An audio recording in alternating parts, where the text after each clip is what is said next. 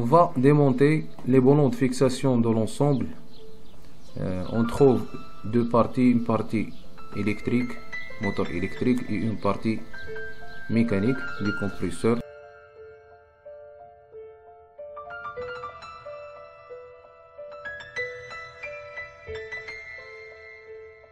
Puisqu'on a démonté l'ensemble, partie moteur électrique et la partie mécanique, on va procéder au démontage de tous les organes du compresseur.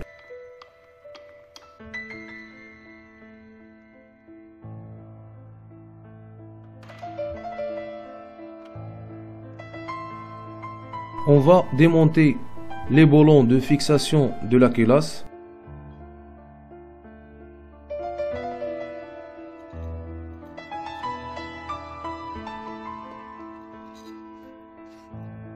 Donc, on trouve dans la culasse deux parties, partie refoulement du gaz comprimé par haute pression et partie aspiration à travers un filtre par basse pression. On a aussi la boîte à clapet qui possède un clapet de refoulement et un autre s'appelle clapet d'aspiration.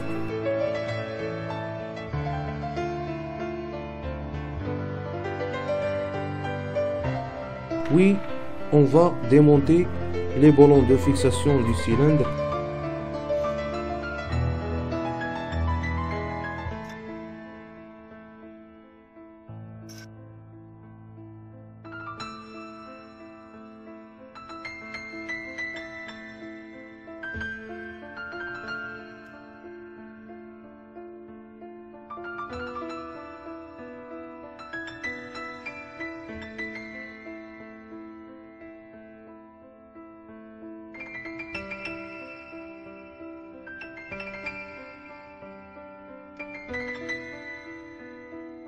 Puisqu'on a démonté le cylindre, on va démonter l'attelage qui possède la bielle et le piston. On trouve sur la tête du piston trois segmentations, une pour la compression de l'air comprimé, la deuxième s'appelle segment d'étanchéité et la troisième segment c'est pour racler l'huile de graissage.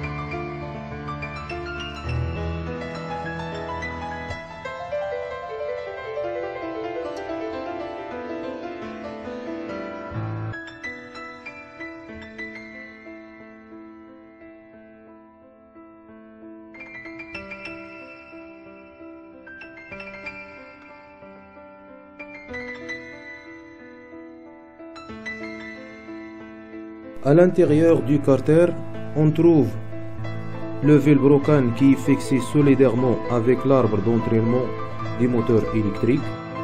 On va réaliser un démontage de la partie électrique, spécialement pour le stator qui va rejoindre le bobineur car il a perdu son isolement.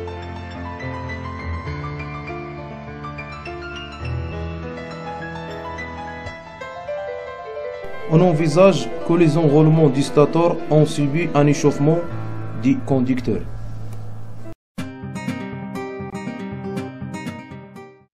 Maintenant, on va accéder aux notions de contrôle sur les organes fixes et les organes mobiles. Donc, on va vérifier est-ce qu'il y a du jeu au niveau du rotor du moteur asynchrone monophasé qui entraîne le velbrocan du compresseur. Puis, on va contrôler les surfaces lisses du magnéton de velbrocan, est-ce qu'il subit des usures? Il est nécessaire de contrôler les surfaces lisses de la culasse pour avoir une étanchéité parfaite. On réalise des contrôles au niveau de la boîte à clapet sur les surfaces lisses. Aussi qu'il faut réaliser des contrôles d'élasticité sur les clapets d'aspiration et de refoulement.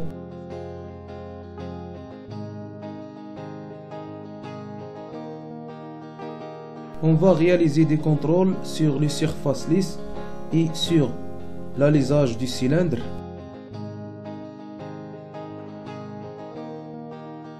En contrôlant l'état de la tête du bielle et les jeux entre la bielle et le piston qui sont regroupés par un axe. On va contrôler aussi l'élasticité et l'état des segments.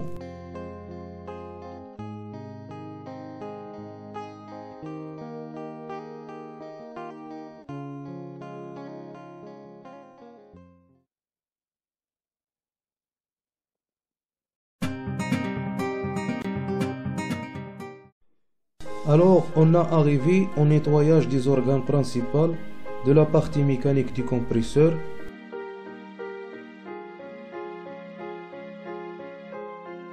À l'aide d'un pinceau et d'un toile-émery et le gasoil, on va nettoyer les surfaces les plus sensibles sur tous les organes d'une grande importance du compresseur.